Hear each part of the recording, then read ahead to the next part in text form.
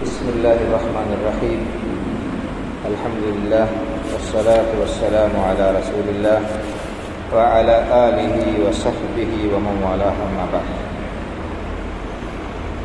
آج چند مسائل کی توضیح کی جائے گی یا چند سوالات پڑھ کر اور ان کے جوابات آپ کے سامنے رکھے جائیں گے۔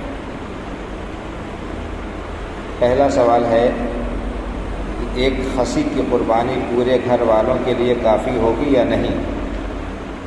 نیز غربا لوگ ایک بڑے جانور کا 7 حصہ کر کے 7 آدمی اس میں شریک کرتے ہیں، تو اس میں کا ہر ایک حصہ ایک آدمی کے لیے ہوگا یا پورے گھر والوں کے لیے ہی ایک حصہ کافی ہوگا؟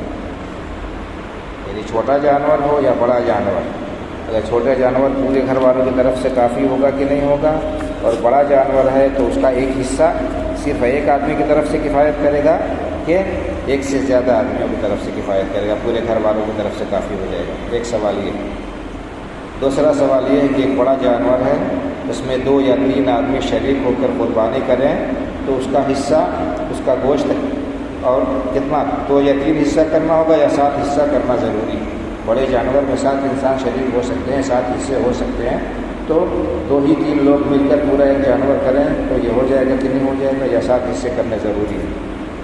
تیسرا سوال، اگر کسی جانور کی سینگ ہلتی ہے، سینگ ہل رہی ہے، ٹوٹی نہیں ہے، اور یا یہ کہ جانور کی سینگ ہی نہیں نکلی ہے، تو ان جانوروں کی قربانی درست ہوگی کہ نہیں ہوگی؟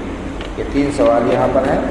پہلے سوال کا جواب دے رہے ہیں، یعنی چھوٹے جانور میں ایک جانور جو ہے پورے گھر والوں کے لیے کافی ہو جائے گا، یعنی کہ ایک بکرے کی قربانی پورے ایک گھر والوں کی طرف سے کافی ہو جائے گی۔ گھر کے خرچ کا ذمہ دار اور مالک قربانی کا جانور ذبح کرتے وقت یہ کہہ دے کہ اللہم منک ولک عنی وعن اہل بیتی، اتنا کہنے سے سب کی طرف سے قربانی ہو جائے گی۔ احادیث سے یہی ثابت ہے، حدیث سے یہی ثابت ہے کہ ایک چھوٹا جانور پورے گھر والوں کی طرف سے ہو جائے گا۔ اسی طرح سے امام احمد، لیث ابن سعد، امام اوزاعی، اسحاق ابن راہویہ اور علماء اہل حدیث کا یہی مذہب ہے، اور یہی حضرت عبداللہ ابن عمر اور ابو ہریرہ رضی اللہ عنہ سے بھی مروی ہے۔ تفصیل دیکھنی ہو تو میرات شرح مشکات جلد 2 صفحہ 351 اور تحفۃ الحفظی جلد 2 357-58 میں ملاحظہ کی جائے۔ اس کے بعد بڑے جانور کے بارے میں کہہ رہے ہیں، گائے یا اونٹ کے 7 یا 10 حصوں میں سے ہر حصہ گھر کے صرف ایک فرد کی طرف سے ہوگا، گھر کے صرف ایک فرد کی طرف سے ہوگا، پورے گھر کی طرف سے نہیں ہوگا۔ گائے یا اونٹ کے ایک حصے کو ایک بکرے پر قیاس کرنا ٹھیک نہیں ہے۔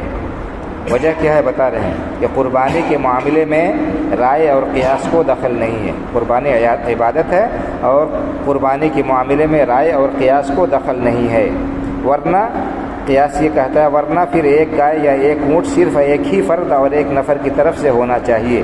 عقل و رائے کا یہی مقتضا ہے، ایک جانور ایک آدمی کی طرف سے، چھوٹا ہو چاہے بڑا، یہی ہونا چاہیے، عقل یہی چاہتی ہے، مگر یہاں پر رائے اور عقل کو ترک کر کے حدیث پر عمل کیا جاتا ہے، یعنی ایک گائے مختلف گھروں کے 7 نفر اور اونٹ 10 نفر کی طرف سے قربانی کیا جاتا ہے، اس لیے کہ احادیث میں ایسا ہی آیا ہے، یعنی ایک بکرے کا ایک گھر کے کل افراد کی طرف سے ہونا ثابت ہے، اور گائے یا اونٹ کے ایک حصے کا صرف ایک نفر کی طرف سے ہونا ثابت ہے۔ ایک گھر کے کل افراد کی طرف سے ہونا ثابت و منقول نہیں ہے، بس جتنا ثابت ہے اتنا مانو اور اس پر عمل کرو، باقی اپنی طرف سے رائے، قیاس اور عقل نہ لڑا۔ جتنا ثابت ہے اتنا مانو اور اس پر عمل کرو، اب باقی اپنی طرف سے رائے، قیاس اور عقل نہ لڑاؤ۔